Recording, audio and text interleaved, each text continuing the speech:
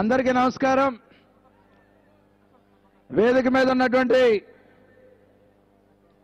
Vijayawada MP Kesineni Nani గారు, జిల్లా అధ్యక్షులు బత్తుల అర్జునుడు గారు, వేదిక మీద ఉన్నటువంటి అందరి పెద్దలకి పేరు పేరున ధన్యవాదాలు, అభినందనలు, శుభాకాంక్షలు తెలియజేస్తూ విచ్చేసినటువంటి తెలుగుదేశం పార్టీ కుటుంబ సభ్యులందరికీ కూడా పేరు పేరున పాదాభివందనం తెలియజేస్తూ విప్లవాలకు పురిటిగడ్డ కృష్ణా జిల్లాలో అడుగుపెట్టినందుకు ఆనందంగా, సంతోషంగా మీ అందరి సంతోషాల్లో భాగస్వామ్యం అయినందుకు మరొక్కసారి ధన్యవాదాలు తెలియజేస్తూ రాజకీయ యవనిక మీద కృష్ణా జిల్లాకు ఉన్నటువంటి పేరు ప్రఖ్యాతులు మనందరం కూడా చూశాం.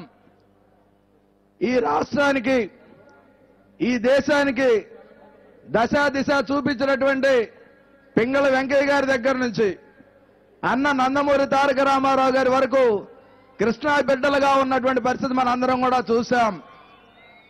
ఒకవైపు రాజకీయ చైతన్యం, మరోవైపు ఆత్మాభిమానం, ఇంకోవైపు ఆత్మగౌరవం. అది చంద్రబాబు నాయుడు గారితోనే సాధ్యమవుతుందని తెలుగుదేశం పార్టీ కుటుంబ సభ్యులందరూ భావించి రాష్ట్రం విడిపోయినప్పటికీ ఈ రాష్ట్రం భవిష్యత్తు మంచివారి చేతుల్లో ఉంటే బాగుంటుందని భావించి చంద్రబాబు నాయుడు గారిని ముఖ్యమంత్రిగా చేసుకున్నటువంటి జిల్లా నుంచి వచ్చాను నేను.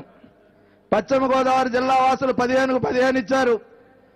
కృష్ణా జిల్లా వాసులకు ఇప్పుడు అవకాశం వచ్చింది. మనుషులుగా మనందరం రుణం తెచ్చుకోవాల్సినటువంటి బాధ్యత ఉంది. ఈ రాష్ట్ర భవిష్యత్తు, మన బిడ్డల భవిష్యత్తు, భావితరాల భవిష్యత్తు చంద్రబాబు నాయుడు గారితోనే సాధ్యమనే విషయం మనందరం కూడా అంగీకరిస్తా ఉన్నాం. ఈరోజు మీ అందరికీ ఒకటే మనం చేస్తా ఉన్నా, ఏదైతే క్యాపిటల్ గా ఉన్నటువంటి సిఆర్డీఏ ప్రాంతం అంతా కూడా కృష్ణా జిల్లాలో ఉన్నటువంటి పరిస్థితి. ఒక పక్క గుంటూరు, మరో పక్క కృష్ణా జిల్లా, రెండింటి యొక్క భవిష్యత్తు ఈ రాష్ట్రంతో ముడిపడిందనే విషయం మనందరం కూడా చూసాం. గతంలో అనేక సందర్భాల్లో వికేంద్రీకరణ జరగాలి, పరిశ్రమలు వికేంద్రీకరణ జరిగితే ఉపాధి అవకాశాలు వస్తాయని మనందరం కూడా అనుకున్నాం.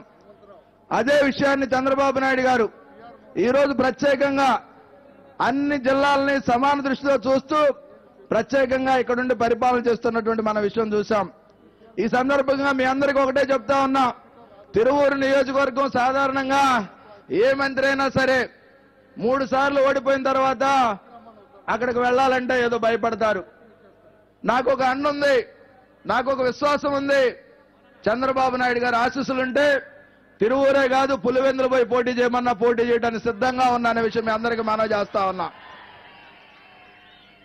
అసదుద్దీన్ ఓవైసీ అంటే భయం లేదు, జగన్మోహన్ రెడ్డి అంటే భయం లేదు, ఎవరన్నా భయం లేదు. ఈ రాష్ట్ర భవిష్యత్తును కాపాడే సేవియర్ ఉన్నారు. చంద్రబాబు నాయుడు గారు ఉంటే కొండనైనా పిండి చేసి ఈ రాష్ట్రాన్ని కాపాడుకుంటాం, మన బిడ్డల భవిష్యత్తు కాపాడుకుంటాం, కృష్ణా జిల్లాకు ఉన్నటువంటి పేరు కాపాడుకుంటాం.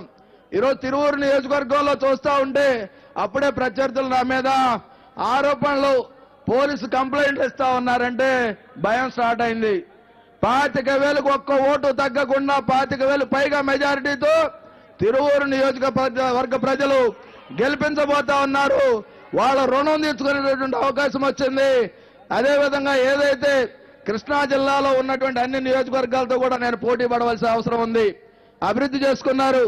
అదేవిధంగా తిరువూరు కూడా అన్నిటికీ అభివృద్ధి పదంలో ముందుండే విధంగా ప్రణాళిక సిద్ధం చేస్తాం. అందరి నాయకులను కలుపుకుంటాం, అన్ని ఏర్పాట్లు చేసుకుంటాం.